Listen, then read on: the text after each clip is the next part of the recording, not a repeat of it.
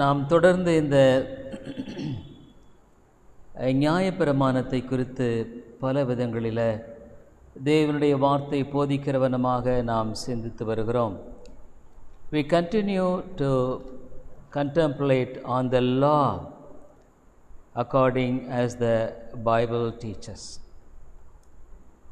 So we really understood as how the same law which God has given for a purpose was taken by the Israelites and was handled to exhibit their own righteousness. தேவன் கொடுத்த இந்த நியாயப்பிரமாணத்தை இஸ்ரவேல் மக்கள் தங்களுடைய நீதியை நிலைநாட்ட பிரயாசப்படுகிற அந்த காரியத்தை குறித்து நாம் பார்த்தோம். They are the people who are jealous for God's word. அவருடைய வார்த்தைக்கென்று வைராக்கியமுள்ளவர்களாக இருக்கிறவர்கள். But this is not according to the word of God. ஆனால் அவருடைய வைராக்கியம் என்பது தேவனுடைய வார்த்தைக்கு ஏற்றதாக இல்லை. We must always know and understand that everything that we do or everything that we plan and everything that we desire should be according to God's word. நம்முடைய வாழ்க்கையில் நாம் கொண்டிருக்கிற திட்டங்கள், வாஞ்சைகள், விருப்பங்கள் எல்லாமே தேவனுடைய வார்த்தைக்கு ஏற்றதாக இருப்பது மிக அவசியம். The whole word of God should be taken into account for anything that we do. நம்முடைய வாழ்க்கையில் செய்கிற ஒவ்வொரு காரியத்துக்கும் அவனுடைய வார்த்தையின் முழுமை தன்மையை எடுத்துக்கொள்ள வேண்டும். நாட் எ பார்ஷியல் வே. ஒரு பகுதி மாத்திரம் எடுத்துக்கொண்டு நாம் செய்யும்படியான ஒரு காரியமாக இருக்கக்கூடாது. So, is it a hindrance for the Jews, the law? நியாயப்பிரமாணம் யூதர்களுக்கு ஒரு இடரலான ஒன்றாக இருக்கிறதா அப்படின்னா? Why should God does something which is a hindrance to the Jews? யூதர்களுக்கு இடரலாக இருக்க ஒன்றை ஏன் தேவன் ஏற்படுத்த வேண்டும்? So is it wrong that God has given the law? தேவன் இந்த நியாயப்பிரமாணத்தை கொடுத்தது தவறா? So we saw in the third verse, மூன்றாவது வசனத்தில் நாம் பார்த்தோம். எப்படி என்றால், அவர்கள் தேவ நீதியை அறியாமல் தங்கள் சுய நீதியை நிலைநிறுத்த தேடுகிறபடியால் தேவ நீதிக்கு கீழ்ப்படியாதிருக்கிறார்கள். They make use of this same law which God has given to establish their own righteousness. இந்த தேவன் கொடுத்திருக்கிற இந்த பிரமாணத்தை அவர்களுடைய சுய நீதியை நிலைநிறுத்தும்படியாக அவர்கள் தேடுகிறார்களா என்று பார்க்கிறோம். Dear people, there is a subtle difference that we must always know and be cautious. ஒரு தந்திரமான ஒரு காரியத்தை குறித்து நாம் எப்பொழுதும் அறிந்திருக்க வேண்டும், விழிப்பாக இருக்க வேண்டும். Even many Christians may use God's word in such a way that they want to exhibit their own righteousness. அதாவது அநேக மக்கள் தங்களுடைய வாழ்க்கையில் அவருடைய வார்த்தையை உபயோகப்படுத்தி தங்களுடைய சுயநீதியை நிலைநாட்ட பிரயாசப்படுகிற ஆபத்து உண்டு. They use the same word of God, but inwardly they want to establish their own righteousness. தேவனுடைய வார்த்தையை தான் உபயோகப்படுத்துகிறாங்க, ஆனால் உள்ளே பார்த்தா அவருடைய சுய நீதியை நிலைநிறுத்த தேடுகிறவர்களாக இருக்கிறார்கள். I am better than you. An attitude is of such a type. நான் உன்னை விட பரவாயில்ல, நான் நீதிமான் என்ற மனநிலையோடு காணப்படுகிற காரியம் அவ்விதமான ஒரு காரியம். There is a great danger in that. அதில் மிகப்பெரிய அபாயம் உண்டு. That will displease God. தேவனை அது துக்கப்படுத்தும். And we become proud people in that way. That is religious pride. ஆவிக்குரிய விதங்களில் பெருமை அடையக்கூடிய விதங்களில் மற்றவர்களை விட நான் பரவாயில்லை என்பதாக எண்ணக்கூடிய ஒரு எண்ணம் சுயநீதியை நிலைநாட்டக்கூடிய காரியமே இல்லாமல் வேறொன்றில்லை. That is simply establishing their own righteousness.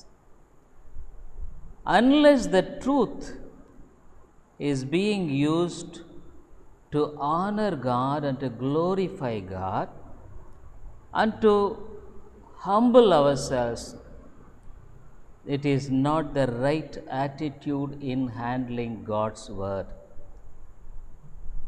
தேவனுடைய நாமத்தை மகிமைப்படுத்தவும் கனப்படுத்தவும் கூடிய விதத்தில் ஆண்டவருடைய வார்த்தையை உபயோகப்படுத்தாமல் போனால் அது சுயநீதியை நிலைநாட்டுகிறதாக காணப்படும். It's a very subtle. இது ரொம்ப தந்திரமானது. many people, many religious people, they are in this trap.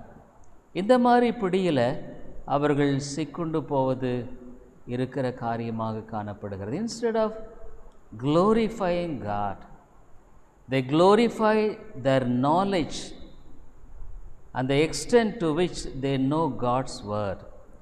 தேவனை மகிமைப்படுத்துவதற்கு பதிலாக அவருடைய அறிவையும் இந்த அளவுக்கு நான் தேவனை அறிந்திருக்கிறேன் என்ற விதத்திலும் பெருமை பாராட்டக்கூடிய விதத்தில் காணப்படுவர்களாக இருக்கிறார்கள்.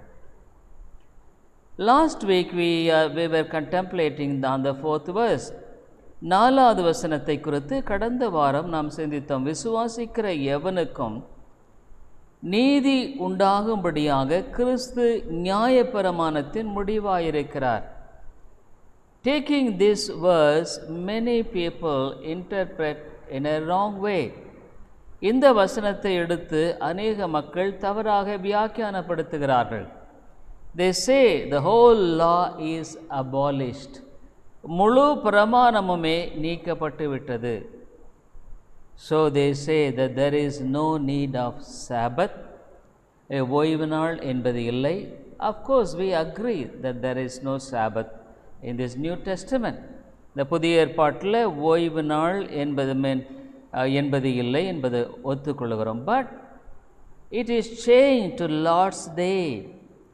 அது கர்த்தருடைய நாளுக்கென்று மாற்றப்பட்டிருக்கிறது. Of course the principle behind that still carries its weight. அதனுடைய பின்னணியில் காணப்படுகிற அந்த முக்கியத்துவம் இன்றும் அதில் இருக்கிறது. We can't spend the Lord's Day for our own purpose and enjoyment. கர்த்தருடைய நாளை நம்முடைய சொந்த நோக்கத்துக்காகவும் அதை அனுபவிக்கும் விதமாக நாம் செலவிட முடியாது. God has given 7 days and He says that you must observe 1 day for me in spending time in more for the spiritual aspect. ஒரு நாளை 7 நாள் ஆண்டவர் கொடுத்து ஒரு நாளை ஆவிக்குரிய காரியங்களுக்கென்று நாம் செலவிட வேண்டும் என்று சொல்லியிருக்கிறார். So ultimately when we think of these things pertaining to the Jews, probably we may think, is it all right or better if God would not have given this law? ஒருவேளை இந்த யூதர்களெல்லாம் இப்படியாக பண்ணின காரியங்களையெல்லாம் நாம் பார்க்கும் பொழுது ஒருவேளை நியாயப்பிரமாணத்தை தேவன் கொடுக்காமல் இருந்திருந்தால் பரவாயில்லையோ? So what is the use of it? It's a stumbling block. இது ஒரு தடைக்கல்லாக இருக்கிறது. அதனால் என்ன பிரயோஜனம்? No, it's not a stumbling block. இது தடைக்கல் அல்ல. There is a purpose which God has, with which He has given this. ஒரு நோக்கத்தோடு கூட தான் இதை தேவன் கொடுத்திருக்கிறார். Dear people, we must know everything has got a purpose in the economy of God's kingdom. ஆண்டவருடைய ராஜ்யத்தின் கணக்கில் ஒவ்வொரு காரியத்துக்கும் ஒரு நோக்கம் இருக்கிறது. Definite purpose. திட்டமான ஒரு நோக்கமானது இருக்கிறது. Even in our own lives, suppose we take a course, something or other that we want to do and we just go ahead. நம்ம ஒரு காரியத்தை செய்யும்படியாக ஒரு வேலை விரும்புகிறோம், அதை நாம் செய்யும்படியாக அதில் தொடருகிறோம். In case if there is a hindrance in that or a delay in that, அதில் ஒரு தடை வருமானால் அல்லது அதை தாமதப்படுத்துவாரானால், are we able to say, Lord, there is a purpose even in this delay or in denial even, so I commit myself to thee, O God, in this. ஆண்டவரே, இந்த காரியத்தை தாமதப்படுத்துவதிலோ அல்லது இந்த காரியம் வேண்டாம் என்று சொல்லுகிறதிலோ உம்முடைய திட்டமானது இருக்கிறது, ஆகவே அதை நான் ஏற்றுக்கொள்கிறேன். Many people, they will be very vigorous in their own way of planning and doing things. அநேக மக்கள் தங்களுடைய வாழ்க்கையில் அவர்கள் திட்டமிட்டு செய்யக்கூடிய காரியங்களை தீவிரமாக இருப்பார்கள்.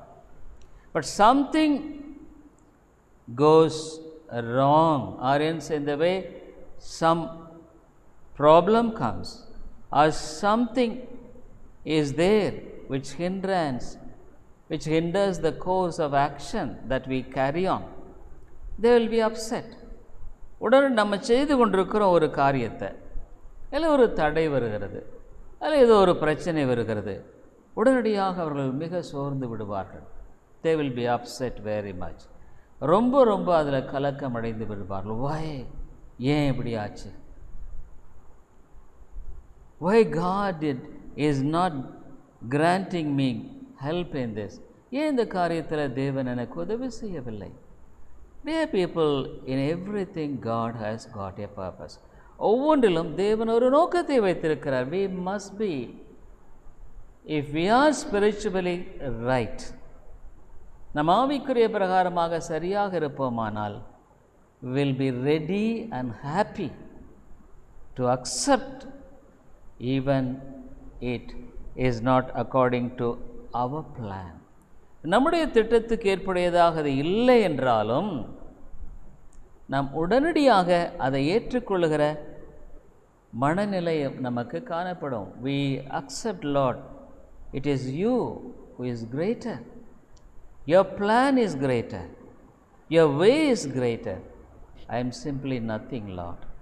ஆண்டவரே, இது உம்முடைய திட்டம் பெருசு, நீர் மிகப்பெரியவர், நான் ஒன்றுமில்லை. so I commit myself to thee even in this. ஆகவே இந்த காரியத்திலும் கூட ஆண்டவரே என்னை ஒப்பு கொடுக்கிறேன். You see, growing in God's grace is something which involves a real commitment at every step of our lives. உண்மையாலுமே கர்த்தருக்குள் வளருகிற ஒரு வளர்ச்சியில் ஒவ்வொரு அடியிலும் ஆண்டவருக்கென்று நம்மை அர்ப்பணிக்கிறதில் இருக்கிறது. So God has got a definite purpose in everything. ஆகவே தேவன் ஒரு தெளிவான நோக்கத்தை வைத்திருக்கிறார். even in giving this law, இந்த பிரமாணத்தை கொடுத்ததிலும் ஆண்டவர் ஒரு நோக்கத்தை வைத்திருக்கிறார். so I would like to tell you some 6 things as for what God has given this law. இந்த பிரமாணத்தை தேவன் எதற்காக கொடுத்திருக்கிறார்? ஒரு 6 காரியங்களை நாம் பார்ப்போம். The first thing is, the law is a mirror reflecting to us the perfect righteousness and holiness and goodness of God. இந்த பிரமாணம் என்பது எதை காண்பிக்கிறது என்று சொன்னால், தேவனுடைய பரிபூர்ணமான நீதியை காண்பிக்கிறது. பரிபூர்ணமான அவருடைய பரிசுத்த தன்மையை காண்பிக்கிறது. பரிசுத்தம் அவருடைய நன்மையை காண்பிக்கிறது. பரிசுத்தத்தை காண்பிக்கிறது, நீதியை காண்பிக்கிறது. So the first thing why God has given this law is it shows the perfection of God. தேவனுடைய பரிபூர்ணத்தை காட்டுகிறது. Who is God? தேவன் யார்? எவ்விதமானவர்? So God says that you must be perfect as I am perfect.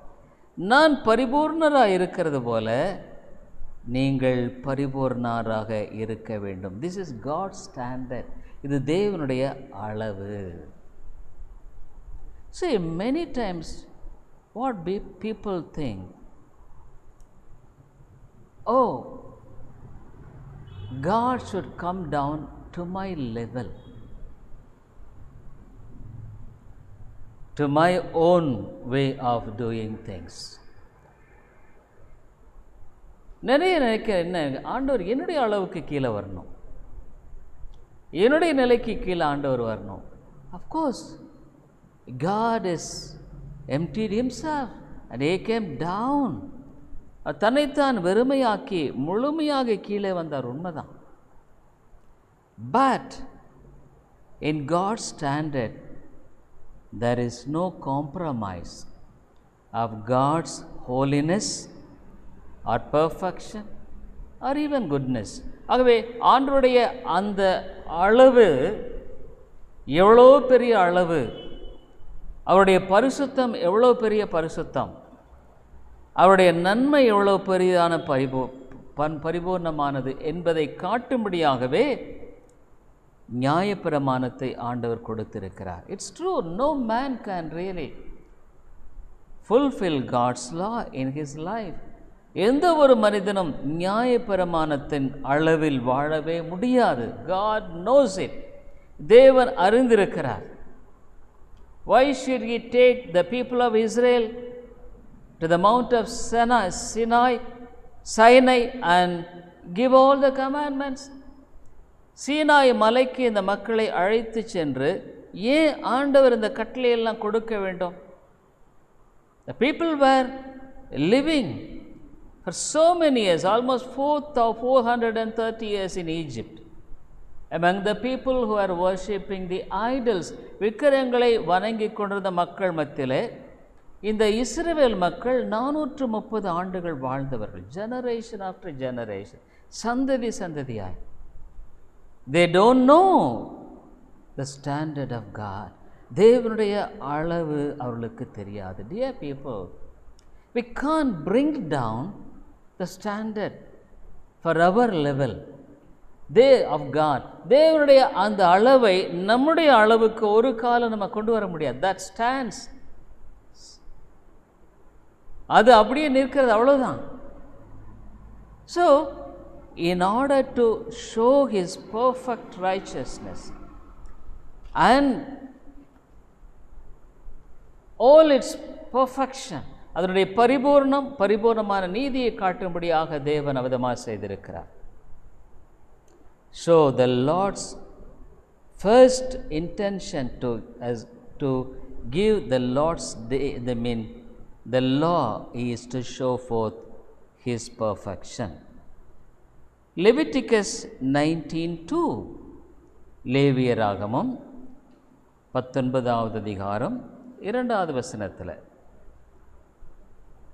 Speak to all the congregation of the children of Israel and say to them, You shall be holy,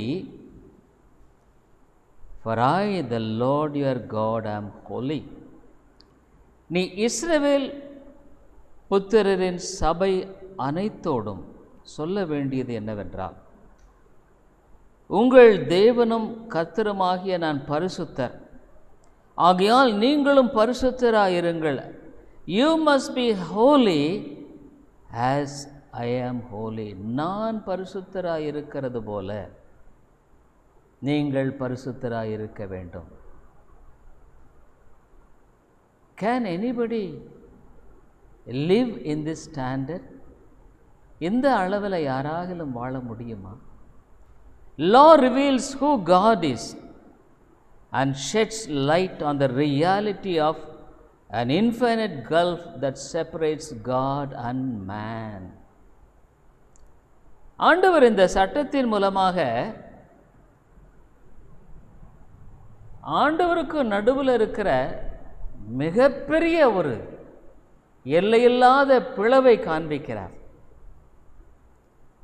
There is a great gulf, separation between God and a sinner. தேவனுக்கும் ஒரு பாவிக்கும் இடையில் இருக்கிற மிக பெரிய ஒரு பிளவு. In no ways a sinner could really reach God. எந்த விதத்திலும் ஒரு பாவி தேவனை கிட்டி சேர முடியாது. It is absolutely impossible. அது முடியவே முடியாது. That's why God himself came down to us. The Son of God came to us.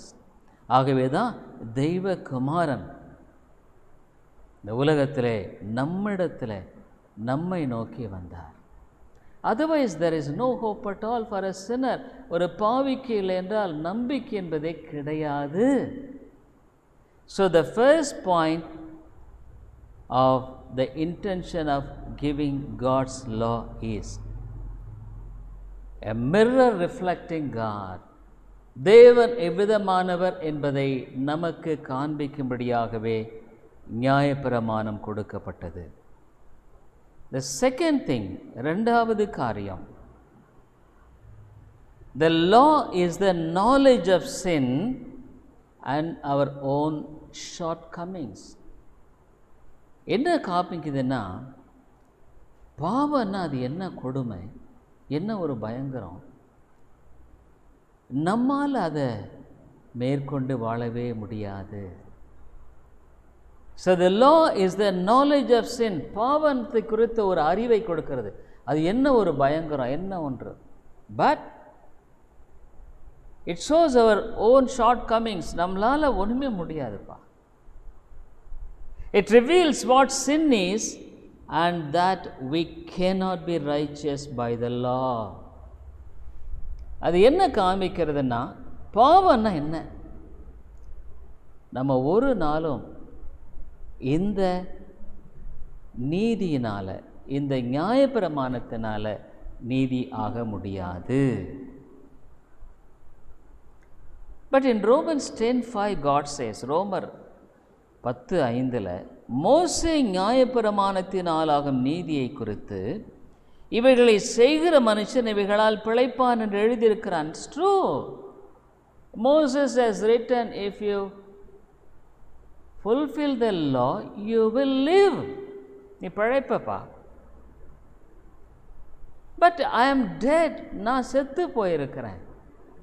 I am dead in my sin. என்னுடைய பாவத்தில் நான் செத்து இருக்கிறேன்.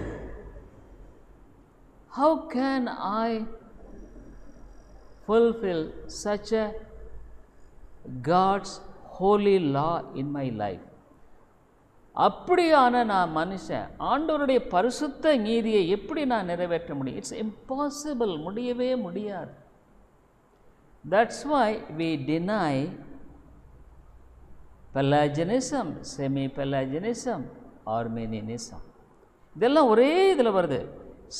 Pelagianism, he says that we are all created like Adam. இந்த பெலாஜியன்ற ஒருத்தர் சொன்னார், நம்ம எல்லாமே ஆதாமை போல சிருஷ்டிக்கப்பட்டிருக்கிறோம். We could choose either good or bad as Adam. ஆதாமை போல நன்மை தீமையை நாம் தெரிந்து கொள்ளலாம் என்று சொன்னார். But how can this be? அது எப்படி முடியும்? So the next semi-Pelagianism said, no, it's true that we are all affected by sin. இல்லை, நம்ம எல்லாரும் பாவத்தினால பாதிக்கப்பட்டிருக்கிறோம். The Pelagians said, no original sin. அந்த ஜென்ம பாவமே கிடையாது. We are all created without sin. பாவங்கிறதே இல்லாமல் நம்ம எல்லாம் ஒரு சிருஷ்டிக்கப்பட்டிருக்கிறோம். The world is sinful, right? பாவம் உலகத்தில் இருக்குது. But you can choose either good or bad. நீ நன்மையோ தீமையோ தெரிந்து கொள்கிறது உன் கையில் இருக்குதுப்பா.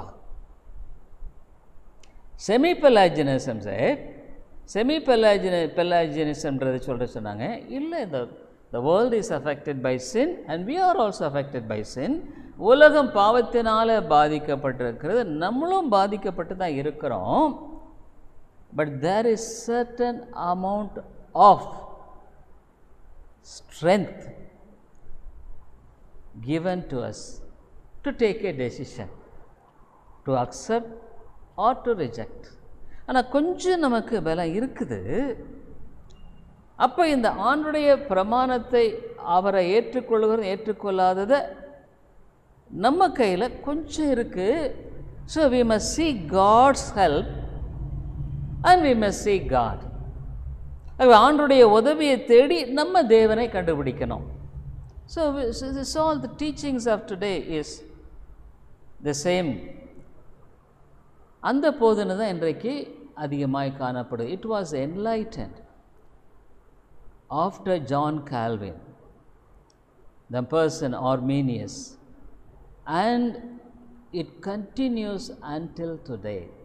இதை ஆர்மீனியஸுங்கிறவர் அதிகமாக முக்கியப்படுத்தி கால்வினுக்கு பின்னால் இன்றைக்கு வரைக்கும் அதே தான் இருக்குது. So everybody says you must accept decision, make a decision. நீ ஒரு தீர்மானம் எடுக்கணும். Of course we also preach, நம்மளும் பிரசங்கம் பண்ணுறோம், you must take a decision. நீ தீர்மானம் எடுக்க. But we know that only by the help of God, in the sense that God works in us to will and to do that good pleasure. ஆண்டவர் அந்த சித்தத்தையும் விருப்பத்தையும் நம்ம உண்டாக்குறவராக இருக்கிறார் பாருங்க. அதுதான் நம்முடைய வாழ்க்கை நடைபெறும் பொழுது நாம் ஆண்டவரை ஏற்றுக்கொள்ள முடியும். இட்ஸ் எ மிஸ்ட்ரி, இது ஒரு பெரிய ரகசியம். But we could not say that you have strength of your own in the flesh. இந்த மாம்சத்தில் அதை செய்யறதுக்குரிய பலம் உங்களிடத்தில் இருக்குது நம்ம சொல்லலை. But of course we also seek God's help.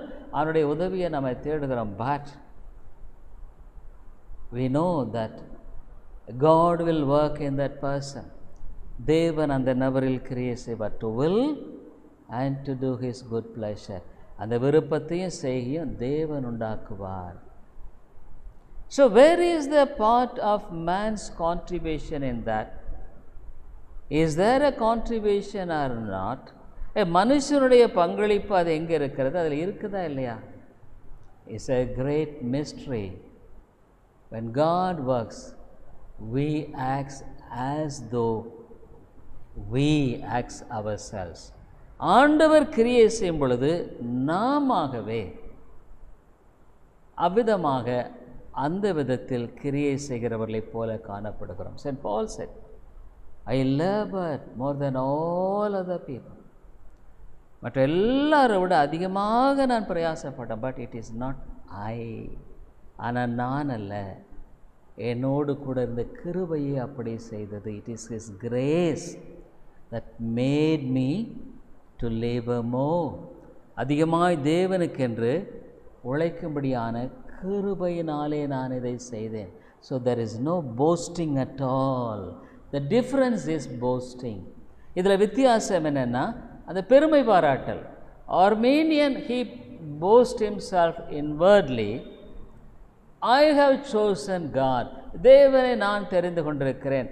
I have finished it. நான் நிறைவேற்றிருக்கிறேன். But a Calvinist, the same thing he does, அதே காரியத்தை செய்கிறார். But he says it is not I, நான் அல்ல. It is the grace which enabled me to serve God. ஆண்டவருக்கு ஊழியம் செய்யும்படியாக ஆண்டுடைய கிருபை என்னை அங்கு பலப்படுத்திற்று. ஸோ அப்சல்யூட்லி ஐ ஆம் நத்திங். இதில் நான் ஒன்றுமே இல்லை. It's all God's grace. இவைகள் எல்லாமே ஆண்டவருடைய கிருபை. So the second thing, God gives knowledge of sin and the shortcomings of our own. அந்த பாவத்தை குறித்த அறிவை இந்த நியாயப்பிரமாணம் கொடுத்து அதை நம்மால் நிறைவேற்ற முடியாதுங்கிற ஒரு உண்மையான விளங்குதலை நமக்கு தேவன் கொடுக்கிறார். ரோமன்ஸ் 3:20, ரோமருக்கு எழுதின நிருபம் 3வது அதிகாரம் 28வது வசனத்தில் 20வது வசனம் 23:20. For by the law is the knowledge of sin. If it had not been for the law, I should not have known sin. இப்படி இருக்க பாவத்தை அறிகிற அறிவு நியாயப்பிரமாணத்திலே வருகிறபடியால், அந்த நியாயப்பிரமாணம் இல்லாதிருக்குமானால் நான் பாவம் என்றதை அறியாமல் இருந்திருப்பேன். You see, because of sin I am really incapable. பாவத்தினால் என்ன முடியல. அப்போ என்ன ஆகுது? பாவம் என்கிற ஒரு அறிவை வேதம் கொடுக்கு. This is the standard of God. தேவனுடைய அளவு இது. Suppose if there is a person with white shirt, ஒரு வெள்ளை சட்டையோட ஒருத்தர் இருக்கார், another person with pure white shirt, but this person white shirt but here and there or dirt, இங்கே அங்கேயும் அழுக்கு இருக்கு. Suppose if we stands together, ரெண்டு பேரும் சேர்ந்து நிற்கும் பொழுது we could understand the dirt very clear. அந்த அழுக்க நல்லா நமக்கு தெரிஞ்சிடும். So in the same way it makes us to compare the great holiness of God with our own infirmity and sinfulness. ஆகவே தேவனுடைய மிகப்பெரிய பரிசுத்தம் முன்பாக நம்முடைய முடியாமை நம்முடைய அசுத்தத்தை வெளிப்படுத்துகிறது. So knowledge of sin is being given by the law. ஆகவே பிரமாணத்தின் மூலமாக அந்த அறிவை நாம், that's why we preach the law. We ask people, you must repent. நியாயப்பிரமாணத்தை நாம் போதிக்கிறோம். Of course I have been telling how the principle of God's law is not changed. தேவனுடைய பிரமாணத்தினுடைய சூத்திரம் மாறி போல, now you can't steal, இப்போ திருட முடியும், you can't tell lie because the law is abolished. பிரமாணம் முடிவுக்கு வந்ததுனால இப்போ நம்ம திருட முடியாது, பொய் சொல்ல முடியாது. The principle of the law is still carrying for us. அந்த லா சட்டத்தினுடைய பிரமாணத்தினுடைய சூத்திரம் இன்னும் நமக்கு இருக்கு. So we preach it. ஆகவே பிரசங்கம், you must be holy, பரிசுத்தமாக இருக்க வேண்டும். You must seek God's holiness, தேவனுடைய பரிசுத்தத்தை. You must live righteousness, நீதியாக வாழ வேண்டும். So we preach it. But we know that it is impossible for a man unless God by His grace enables him. ஆகவே ஒரு மனிதனுடைய வாழ்க்கையில் தேவன் அந்த கிருபையை கொடுக்கவில்லை என்றால், கொடுத்தாதான் அவன் அந்த அறிவு பெற்றிருக்கிற அறிவு அவனுக்கு பிரயோஜனம், it will be useful for him. Otherwise he will hear God's word, அவருடைய வார்த்தையை கேட்பான், even he may understand the vileness of sin, அந்த பாவத்தினுடைய அசுத்த அகாரத்தை கூட விளங்கிக்குவான். but still he will never be capable enough to humble before God. ஆனால் தாழ்மைப்படக்கூடிய காரியம் அவனுக்குள்ளே இருக்காது. He will have the knowledge of sin, but the part of humility before God, seeking His grace, will not be there. அந்த பாவத்தை குறித்த அறிவு இருக்கும், ஆனால் ஆண்டவரிடத்தில் கிருபையாக அதற்குரிய பரிகாரத்தை அவன் தேட மாட்டான். That's why the people of Israel stumbled. அங்கே தான் இஸ்ரவேல் மக்கள் தடுமாறினாங்க. They had the knowledge of sin, பாவத்தினுடைய அறிவு இருந்தது, but they wanted to establish their own righteousness. I will do this, I will do that. நான் தங்களுடைய சுயநீதியை நிலைநாட்ட அவர்கள் பிரயாசப்பட. many Christians are like this today even. இன்னைக்கு நிறைய கிறிஸ்தவர்கள் அப்படி தான் இருக்காங்க. they hear God's word, தேவனுடைய வார்த்தை கேட்குறாங்க, but they want to establish their own righteousness, தங்களுடைய நீதியை நிலைநாட்ட பார்ப்பாங்க. they will try to point out things, oh that's wrong. They will have their own view, and suppose if the word of God is being preached, they will never be in a position to accept it, even though it is the word of God and according to the standard word of God, standard of God's word. அவங்க தனக்குன்னு ஒரு வழியை வச்சு தனக்குன்னு ஒரு நிலையை வச்சுக்குவாங்க. அவருடைய வார்த்தையை போதித்தா கூட அதை அவங்க ஏற்றுக்கொள்ள அவங்களால முடியாது. they will stumble, தடுமாறுவார்கள். they can't humble themselves, தாழ்த்த முடியாது. the pride of the heart is there in the hearts, அந்த இருதயத்தில் பெருமையானது காணப்படும். so it also shows us our need of pardon, மன்னிக்கப்படுவதனுடைய அவசியத்தை அது நமக்கு காட்டுகிறது. and danger to condemn, leading us to repentance and great faith in Christ. அப்போ என்ன, மனம் திரும்புதலுக்கு ஏதுவாக, கிறிஸ்துவில் வைக்கிற நீதிக்கு ஏதுவாக அது நம்மை வழிநடத்துகிறது. ஆகவே இரண்டாவது காரியம், the knowledge of sin is being given to us.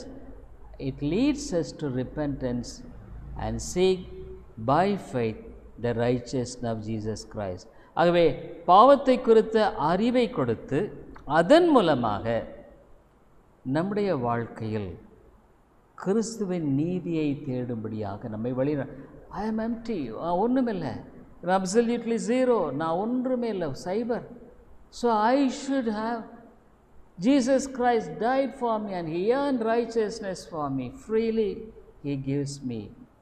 இயேசு கிறிஸ்து ரட்சிப்பை சம்பாதித்து இலவசமாக எனக்கு கொடுத்திருக்கிறார். Lord have mercy upon me a sinner, பாவியாக என் மேல் கிருபையாயிரும். there is humility and there is seeking of God's righteousness. தாழ்மை இருக்கிறது, தேவனுடைய நீதியை தேடுகிற காரியம் அங்கே இருக்கிறது. மூன்றாவது,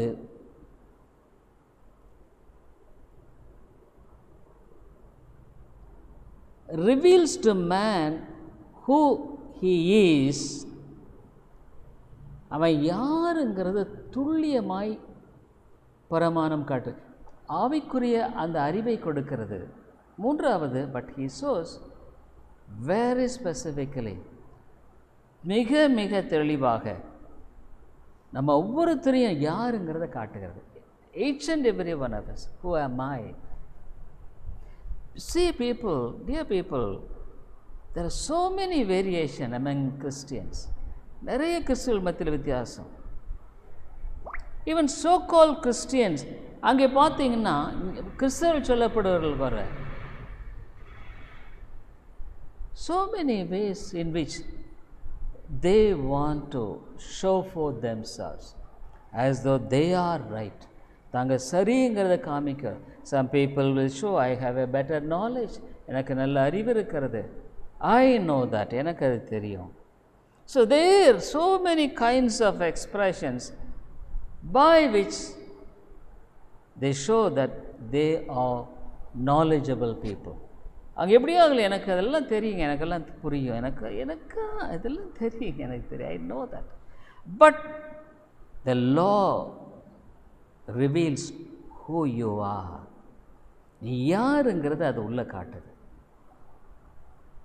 very specifically, ரொம்ப திடமாய் காண்பிக்கிறது. so the Lord reveals to man, both male or female, who and what he is. அவன் யாரு, அவன் எவ்விதமானவன். Dear people, a spiritual man can analyze you very quickly, because he is having the knowledge in himself which he has got himself. ஒரு ஆவிக்குரிய மனுஷன் இன்னொரு மனுஷனை சரியாக விளங்கிக் கொள்ள முடியும். ஏதோ அவனுக்குள்ள அறிவு இருக்கிறதுனால, because he knows the word and தேவனுடைய வார்த்தையை அறிஞ்சிருக்கிறதுனால he could be valued. அவன் சரியான விதத்தில் விளங்கி கொள்ளப்பட முடியும். Galatians 3:19, கலாத்தியர் 3:19, who are we?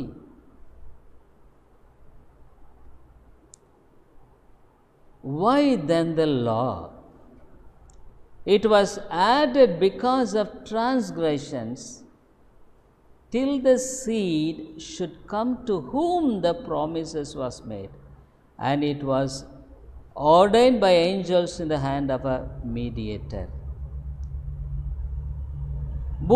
நீ பூமியிலிருந்து எடுக்கப்பட்டபடியால் நீ பூமிக்கு திரும்ப மட்டும் உன் முகத்தின் வேர்வையால் ஆகாரம் புசிப்பாய், நீ மண்ணாய் இருக்கிறாய், மண்ணுக்கு திரும்புவாய். You are completely a man. மனுஷன் தாங்க நீங்க. Moreover, the law entered that the office might abound. மீறுதல் பெருகும்படிக்கு நியாயப்பிரமாணம் வந்தது. மீறுதல் பெருகும்படிக்கு, to be very specific in explaining who you are. நீ யாருங்கிறது, your standard of your standing, நீ எங்க நிற்கிற, who you are, நீ யாரு. In all these things the word of God is very specific in showing forth what you are. நீ யாருங்கிறத தெளிவாக. Suppose if you go and stand before a mirror, ஒரு கண்ணாடிக்கு முன்னால் போய் நிற்கிற, you have so much of dirt on the face, or so many things which is really dirty, அழுக்காக இருக்க வேறு காரியம். when you go and stand before the mirror, will the mirror show without the dust or dirt? அந்த அழுக்கு இல்லாமல் அந்த கண்ணாடி காட்டுங்களா? never. It will show absolutely as what he is. அவன் எப்படி இருக்காங்கிறத இருக்கிறவனமாக அது காட்டும். So God's word, the law, shows us as we are, how we are. நம்ம யாராக இருக்கிறோம், எப்படி இருக்கிறோம், கர்த்தருடைய வசனக்கா. nobody can stand against that. அதுக்கு எதிராக யாருமே நிற்க முடியாதுங்க. So the word of God is so specific in pointing out as who we are. ரொம்ப தெளிவாக தேவனுடைய வார்த்தை நாம் யாருங்கிறத. General way of knowing sin is different in knowing specifically what you are. பொதுவாக பாவத்தை குறித்து அறிகிறதை விட நீ யாருங்கிறத தெளிவாய் காட்டுகிறதாக இருக்கிறது. Fourth point, it restrains evil. பொல்லாப்பை கட்டுப்படுத்தி வைத்திருக்கிறது. On the one hand, we could say this conscience, it carries and it echoes the voice of the law. இந்த மனசாட்சி கூட ஆண்டவருடைய பிரமாணத்தினுடைய எதிரொலியாக வெளிப்படுத்துகிறதாக இருக்கிறது. Suppose if I do something wrong, நான் எதை தவறாக செய்யும் பொழுது இட் ஸ்டார்ட் ஸ்பீக்கிங், பேச ஆரம்பிக்க. How the heart beats quicker, வேகமாக இருதயம் துடிக்கிறது. There some sort of fear, பயம், ஈவன் சம் ஸ்வெட்டிங், அங்கே வேர்க்கிறது. Of course you can suppress the conscience, இந்த மனசாட்சியை நீ மழுங்கடிக்கலாம், but you can't completely root it out. அதை நீ முழுக்க உன்னிலிருந்து எடுத்து போட முடியாது. Don't think that suppression makes the conscience ineffective. நீ அதை ஒரு தப்பை செஞ்சிட்டே இருப்ப, செய்ய செய்ய செய்ய உனக்கு என்ன கொஞ்ச நாள் ஆன உடனே அந்த மனசாட்சியில் அந்த பாதிக்கிறது இல்லாமல் கூட இருக்கலாம்.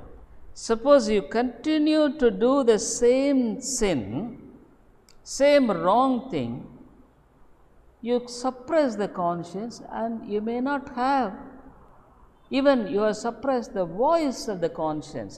மனசாட்சியுடைய சத்தத்தை கூட நீ அடைக்கலாம். But don't think that it is ineffective because what you did. நீ செய்ததுனால அது அப்படியே வலுவிழந்து போயிடுச்சு நினைக்கக்கூடாது. இஸ் தேர், இருக்கு. It testifies to God. தேவனுக்கு முன்பாக அது சாட்சியிடுகிறது. You have to stand before God and it will speak of you. அது உன்னை குறித்து அது பேசும். You can't suppress it. அதை நீ முழுக்க அப்படியே you may suppress it but you can't make it void. நீ அதை அழுத்தலாம், ஆனால் அதை ஒன்றுமில்லாமல் பண்ண முடியாது.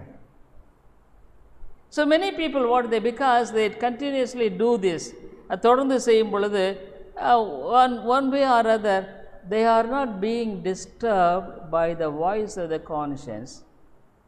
Say they, as they continue, they do without, as though they do without any disturbance.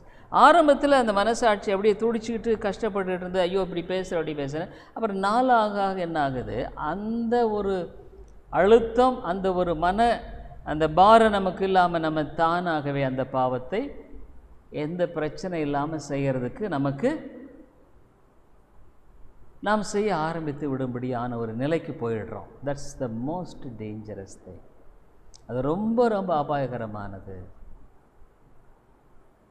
That is, அதுதான் எபிரேயரில் சொல்லப்படுகிறது. That's a very dangerous. It's completely if it is put off, முழுக்க அது ஒன்றுமில்லாமல் போயிட பண்ணுறது. crushing the Son of God on our own hands, on our own legs. நம்ம சொந்த தேவகுமாரனை நம்முடைய சொந்த காலினால் மிதித்து போடக்கூடும். Hebrews 6th chapter, எபிரேயர் 6வது அதிகாரம். You would have got some sort of God's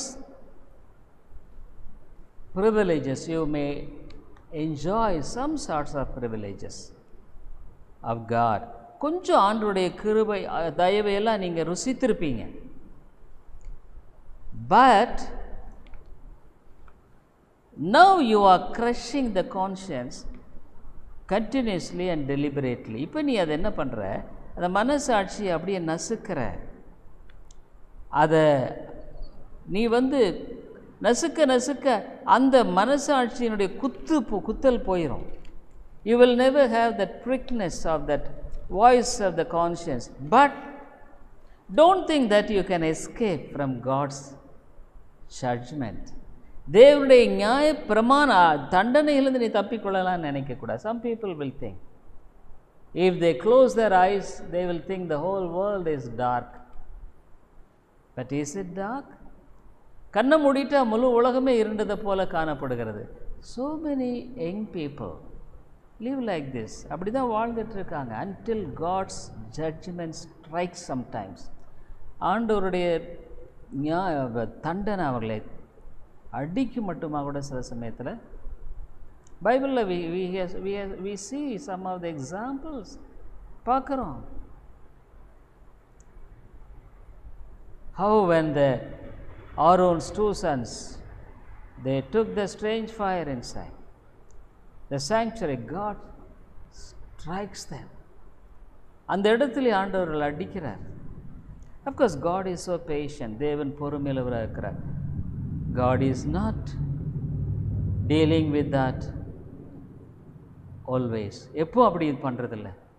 But don't think that because God is patient, தேவன் பொறுமையாக இருக்கிறதுனால நம்ம அதை சாதகமாக எடுத்துக்கக்கூடாது. Many people, because they continue to commit sin, பாவம் செய்கிறதுக்கு தொடர்ந்து செய்கிறாங்க. They continue to reject God. தேவனை புறக்கணிக்கிறாங்க. They continue to have their own way, சொந்த வழியில். So God is so patient. தேவன் பொறுமையாக இருக்கிறாரு. So they will make their own way of doing things more stronger. அவங்க செய்கிற அவங்களுடைய காரியத்தை இன்னும் பலமாக செஞ்சிட்டு இருப்பாங்க. God's patience really has got a disadvantage to them. ஆண்டவருடைய பொறுமை அவர்களுக்கு அது பாதகமாகவே போயிடுச்சு.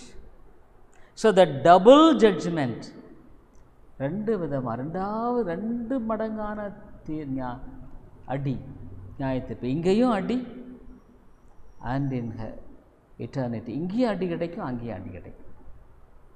So you should never be presumptuous in rejecting God's things. தேவனுடைய காரியங்களை நாம் துணிகரமாக புறக்கணிக்கக்கூடாது. Fourth thing, it restrains evil. இது இந்த மனசாட்சியெல்லாம் கொடுக்கறதுனால என்ன ஆகுது? At least to a certain extent the full extent of evil is being control. முழு அந்த அக்கிரம செய்கையை ஆண்டவர் தடுக்கிறார். ஈவன் த வேர்ல்ட், உலகத்தில் everybody has got a conscious, ஒவ்வொருக்கும் மனசாட்சி இருக்கிறது. So because even though he doesn't know God, a heathen or a man of other religion, அவன் ஒரு பிரஜாதியாக இருக்கலாம், வேறு மத, but still God's voice is there in him. அவனுக்குள்ள ஆண்டுடைய சத்தம் இருக்கு. So he can't continue to the full extent in committing sin. பாவத்தை செய்த முழு காரியத்தை அவன் செய்ய முடியாது. So some people, what they do, when they are pricked so much, இருதயத்தில் அதிகமாக குத்தப்பட்ட, they commit suicide even, தற்கொலை பண்ணிக்கொள்கிறார். So the law restrains evil. Though it cannot change the heart of a person, the law can to some extent inhibit lawlessness by its threat or judgment. அவனுடைய நியாய தீர்ப்பை குறித்து சொல்கிறோம். அதன் மூலம் ஒரு சின்ன பயத்தையாவது பெற்றுக்கொள்ளக்கூடிய ஒரு காரியம் இருக்கு. இந்த இருதயத்தை அது மாற்றலைன்னா கூட அந்த ஒரு சின்ன பயமாவது, ஐயோ ஒருவேளை செஞ்சால் இதாகிடுமோ. So there is a restrain. Fifth thing, shadow of God's good things. ஆண்டவருடைய நன்மையான காரியங்கள் இதில் இருக்குது.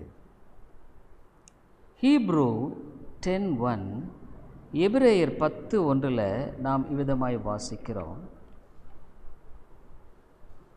For the law having a shadow of good things to come and not the very image of the things. இப்படி இருக்க நியாயப்பிரமானது வரப்போகிற நன்மைகளின் பொருளாயிராமல் அவைகளின் நிழலாய் மாத்திரம் இருக்கிறபடியால் பின்னால் வரப்போகிற நன்மையை ஒரு நிழலாக காட்டுது. It shows as a shadow of the good things of God. ஆண்டவருடைய நன்மைக்குரிய காரியங்களை காட்டும்படியாக அங்கு இந்த காரியம் காட்டுகிறது. Even Galatians 3:24, thus the law had become our guardian until Christ, so that we could be declared righteous by faith. இவ்விதமாக நாம் விசுவாசத்தினாலே நீதிமான்களாக்கப்படுவதற்கு நியாயப்பிரமாணம் நம்மை கிறிஸ்துவனிடத்தில் வழிநடத்துகிற உபாத்தியாக இருக்கிறது. இது என்ன பண்ணுது? நம்முடைய வாழ்க்கையில் நன்மையை கொடுக்கிறது. It gives goodness. How? It leads us to Christ. கிறிஸ்துவின் பக்கமாக நம்மை இது வழிநடத்துகிறது. It has got its goodness, இல்லைங்களா? And the final thing, ஆறாவது காரியம், it guides us to the regeneration into good works. ரட்சிக்கப்பட்ட பின்னால் நற்கிரியைகளை செய்யக்கூடிய அந்த காரியத்துக்குள்ளாக அது நம்மை வழிநடத்துகிறது. ரட்சிப்பு கிருபையினானது எபேசியன்ஸ் 2:10, எபேசியர் 2:10, for we are his workmanship created in Christ Jesus unto good works which God hath before ordained that we should walk in them. ஏனெனில் நற்கிரியைகளை செய்கிறதற்கு நாம் கிறிஸ்து இயேசுவுக்குள் சிருஷ்டிக்கப்பட்டு தேவனுடைய செய்கையாயிருக்கிறோம். அவைகளில் நாம் நடக்கும்படி அவர் முன்னதாக அவைகளை ஆயத்தம் பண்ணி இருக்கிறார். You see, when a person is saved, ஒரு மனுஷன் ரட்சிக்கப்படும் பொழுது the regeneration, அவனுக்குள் அடைந்த அந்த மாற்றம், மறுபிறப்பு, it doesn't simply keep quiet. Oh, I am regenerated, I am saved. நான் ரட்சிக்கப்பட்டேன் மறுபெறப்படைதேன்னு சொல்லிட்டு சும்மா இருக்கிறதில்ல. How will you show that you are saved and regenerated? நீ ரட்சிக்கப்பட்டிருக்க மறுபடியும் பிறந்திருக்க எப்படி நீ காட்டுவ?